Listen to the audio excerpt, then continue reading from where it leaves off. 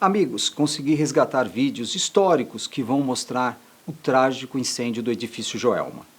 Com os depoimentos do tenente-coronel Luiz Nacarrarada, o capitão Caçaniga e o tenente-coronel Lísias, sobre a participação da Rota, do COI e do Corpo de Bombeiros no salvamento das vítimas do incêndio do edifício Joelma. Era uma manhã do dia 1º de fevereiro de 1974, quando o incêndio começou no primeiro pavimento, depois das garagens. Um curto-circuito no sistema de ar-condicionado foi o estopim para a grande tragédia. Os bombeiros, a Rota, o COI, trabalharam até o final para combater o fogo e resgatar as centenas de vidas. Esse incêndio provocou a morte de 189 pessoas e deixou mais de 300 feridos. Manhã de sexta-feira, dia de fevereiro de 1970. Na capital paulista, envolvido pelas chamas, resultando num espetáculo dantesco de proporções. Há quase 2 anos, dia 24 de fevereiro de 1972, diante do edifício Andraus, ainda pegando fogo, o então prefeito Figueiredo Ferraz dizia: o atual Código de Obras da cidade, código obsoleto, tem grande parcela de responsabilidade nesta tragédia.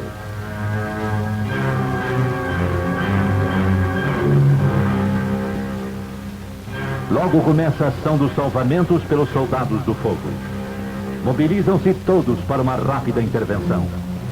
Povo e autoridades sofrem a mesma estupefação.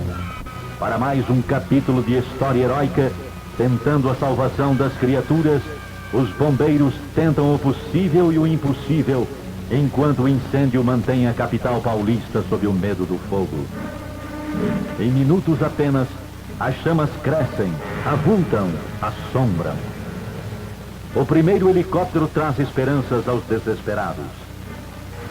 Material combustível e elementos inflamáveis dão este triste resultado. O mesmo pavor irmã nas criaturas. Alguém procura se agarrar à vida, improvisando um jeito de salvar-se. Se o seu sofrimento é imenso, não é menor a expectativa sofrida pelos espectadores que, assustados, acompanham os lances emocionantes que a vítima, revelando incrível vontade de viver, vai praticando. Tudo isto está acontecendo porque o Código de Obras chamado Arthur Saboia continuava em vigor desde 1934 e, mais uma vez, foi acusado da falta de segurança nos edifícios da cidade de São Paulo. Aí temos a confirmação do que disse Robert McNamara. O homem é um animal racional, dotado de incrível capacidade de fazer loucuras. Incêndio pleno, poderoso, amedrontador. O prefeito Colassuono, às 10h55, chega à Praça das Bandeiras. O incêndio lavra como um tormento, desafiando os salvadores. É heróico, como sempre, o empenho dos bombeiros. Um grande incêndio, como os grandes rios, nasce pequenino, mas todos se esquecem de manter a calma. O chefe dos bombeiros de Nova York afirmou que o helicóptero não é o melhor nem o mais seguro meio de salvação. A calma é regra básica que pode orientar todo o comportamento das pessoas cercadas pela intranquilidade coletiva numa situação desesperadora. Aqui foi a calma que salvou. Como prova de que a calma é o remédio mais eficiente, nesse caso houve tempo e jeito para se consumar a salvação. Primeiro ela sobe até o teto para depois descer. Ou então, improvisar lenços ou panos molhados junto ao nariz e à boca para funcionarem como filtros, evitando assim a intoxicação. O povo estarrecido assiste ao horror autêntico. Uma cena que ninguém imaginava tornar a ver da capital paulista. Competentes especialistas em segurança industrial afirmaram: se o pessoal permanente de todos os andares estivesse suficientemente treinado para combater o incêndio, cortando a sua rápida propagação ao invés de fugir, dificilmente a tragédia do edifício Joelma teria assumido tais proporções. Na pior das hipóteses, o incêndio teria sua propagação retardada e as pessoas teriam saído do prédio enquanto era chamado o corpo de bombeiros. Outra ação desejosa de evitar que mais pessoas desesperadas saltem do alto do edifício. Em casos assim, ninguém deve saltar, pois que qualquer pulo é fatal. Asfixiando-se ou mesmo queimando-se, a criatura humana ainda pode ser salva. Sempre o bombeiro, arriscando sua vida no desejo de salvar vidas. A calma, acima de tudo, é o meio mais eficiente. Praticamente, é uma porta aberta para uma possível salvação. Os soldados do fogo agem intrépidos, querendo sempre chegar a tempo, ganhando a corrida contra a morte. Quanta gente morreu e quantos feridos. Comovedora solidariedade vai animando os circunstantes, temerosos todos de outros gestos tresloucados por causa do pânico total. Afinal, eis a salvação para quem soube manter a calma, sem perder a esperança de viver ou sobreviver. A equipe Souza Lima jamais deseja filmar reportagens assim, com a alma amargurada e as lágrimas nos olhos. Cenário desolador. O fato emocionou a nação brasileira e causou impacto no mundo inteiro. Tantas vidas sacrificadas que ignoravam que em casos de incêndio nunca se deve tirar a roupa que protege mais o corpo do calor do que a pele nua, retardando a desidratação. Como um adeus da queimada nas sombras de fumo, esbatidas da terra assustada para um céu tristonho, fica o espectro do edifício Joelma. Trágico espectro, torrado pelo cáustico das chamas que foram violentas. Uma imagem que apunhala o olhar curioso de uma cidade amedrontada. O espectro do prédio sinistrado vale como uma advertência, esperando providências para que nunca mais fatos iguais possam ser repetidos. E para que São Paulo não torne a chorar mortos, nem lamentar feridos em outras tragédias do fogo, que seja lembrado o lema prático adotado pelo Corpo de Bombeiros. O incêndio existe onde a prevenção falha.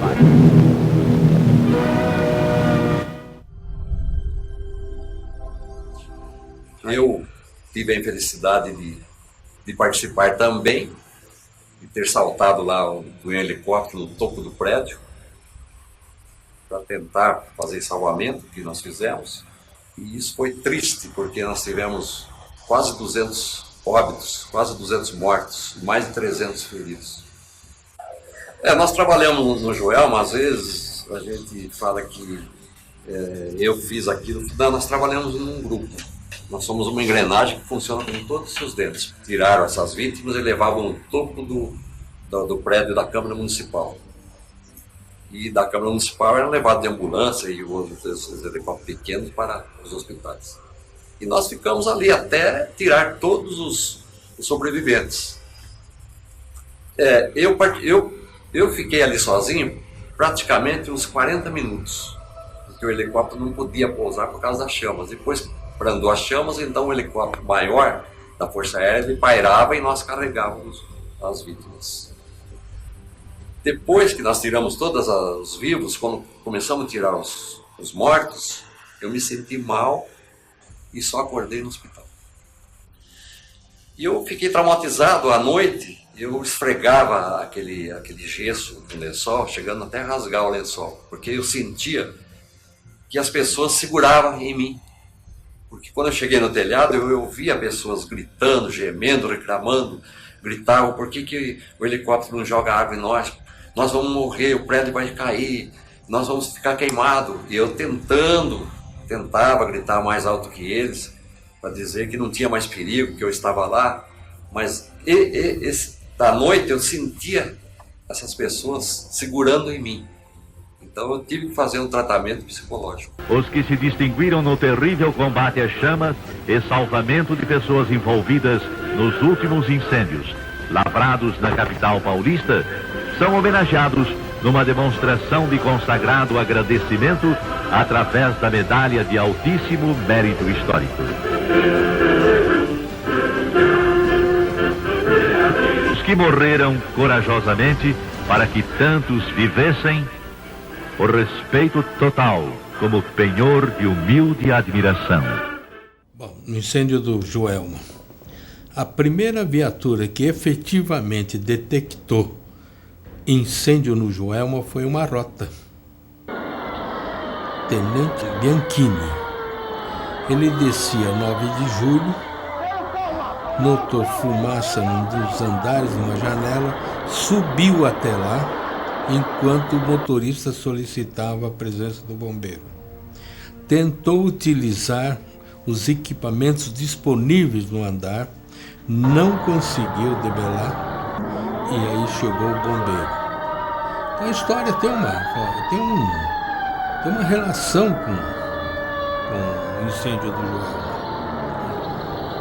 Em razão disso, o bombeiro compareceu, não conseguiam alcançar até o posto, até o topo do prédio. A escada Magírios não buscava o topo. Era impossível transpor pelas escadas o topo também, em razão da fumaça, do calor.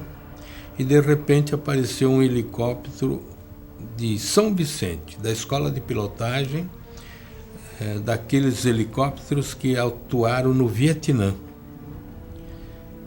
E eles de pronto, como nós da rota, da Companhia de Operações Especiais, que pertencia ao Tobias de Aguiar, ao batalhão, treinávamos ali com os helicópteros, foi fácil ele chegar no batalhão e solicitar nossa presença para estar trabalhando junto com eles, né, compondo a equipe deles. E fomos nós, 5, 6, meia dúzia, junto com o mecânico, trabalhando. E o piloto, sobrevoando o edifício, ele disse o seguinte: olha, pousar não dá. Eu vou te lançar em cima do prédio e se você não tiver condições de permanecer em cima do prédio, eu resgato. É só você me sinalizar que eu torno para retirá-lo, né? Eu desci lá no prédio. E enquanto o helicóptero estava lá, né, no ventilador, estava bem, mas a hora que ele se afastou, né, meu pulmão já pedia help ali, um socorro urgente, venha me buscar, né? Quando fomos lançados, a primeira coisa que nós percebemos era que o telhado era de amianto. Então o amianto ele não suportava muito peso. O que nós fizemos?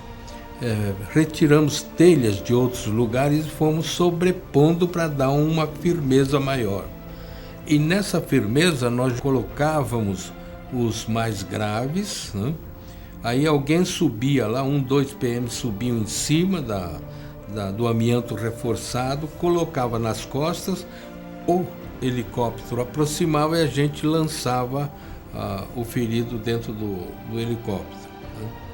É evidente que a prioridade estabelecida foi para aqueles que mais graves estavam, né? Mas os mais graves não tinham força para estar disputando o lugar. Então aqueles que estavam menos prejudicados, né, que lançavam ali para pegar o helicóptero. Eles queriam sair na frente. Aí foi obrigado a algum tipo de intervenção até violenta para conter aquele pessoal e convocando este também para estar selecionando. E num determinado momento eles entenderam até, trazendo próximo ao local de lançamento os mais graves, né? E os que queriam sair de primeiro lá, que tinham condições de subir até no helicóptero sozinho, eles até saíram junto ao final conosco, né? Participando, percebendo que havia segurança. Por quê? Mas eu vou morrer aqui, nós vamos morrer.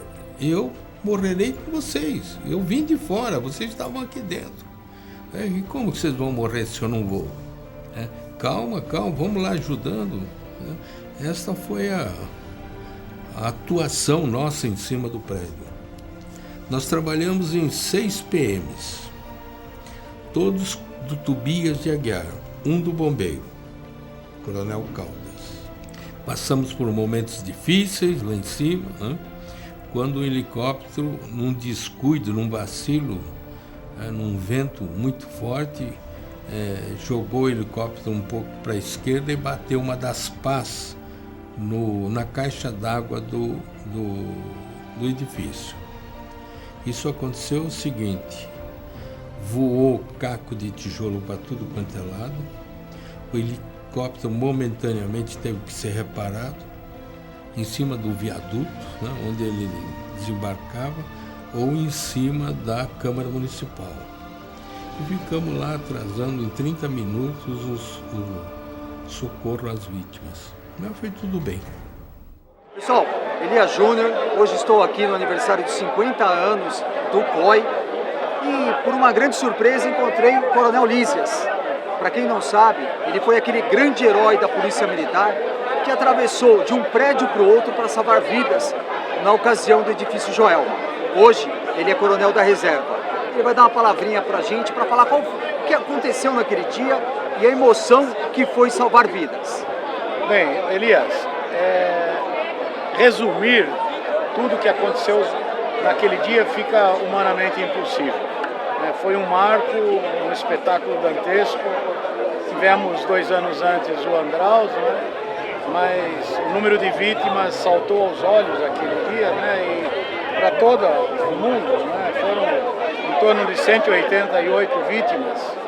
E hoje o Comando de Operações Especiais está de parabéns pelos 50 anos, né? E que tem um rol de ocorrências maravilhosas em prol da sociedade paulista, né? Do povo brasileiro em última instância. E é um prazer poder estar aqui e testemunhar que aquilo que era o início, né? Assim como iniciou a rota, e Everaldo poderá falar depois, aí, naqueles tempos também, o 1º Batalhão Tobias de Aguiar sempre foi um batalhão histórico, né?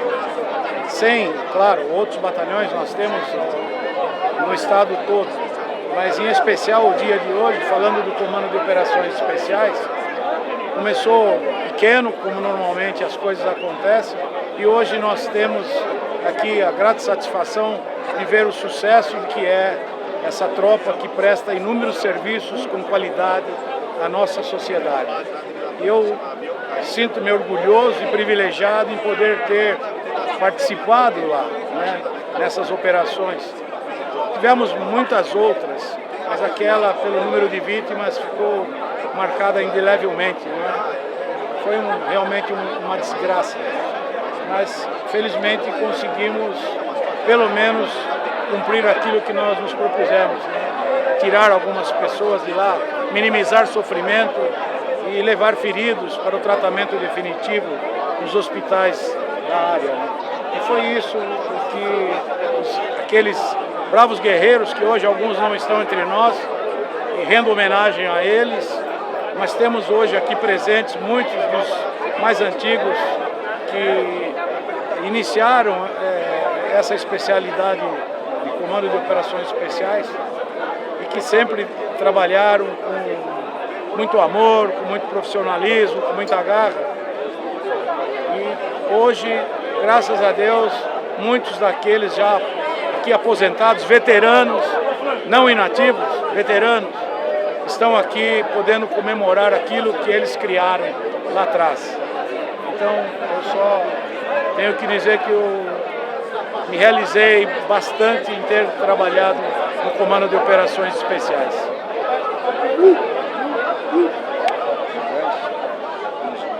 Obrigado. Com a graça de Deus, estamos aqui, porque sem Ele a gente usa os companheiros, sozinho a gente nunca consegue fazer nada. Everaldo está aqui de testemunha, iniciamos lá, temos a mesma idade e por Deus é que a gente conseguiu dar cumprimento a todas as missões e aquilo que nós escolhemos por profissão, trabalhar, né, com amor, com respeito, com dignidade e com força e honra acima de tudo. Brasil acima de tudo, Deus acima de todos. Como eu sempre falo, no meu canal do YouTube, Elias Júnior e Elias Júnior Filmes, sempre terá muitas novidades e, principalmente, um grande acervo de vídeos reais do trabalho das nossas polícias à disposição de todos.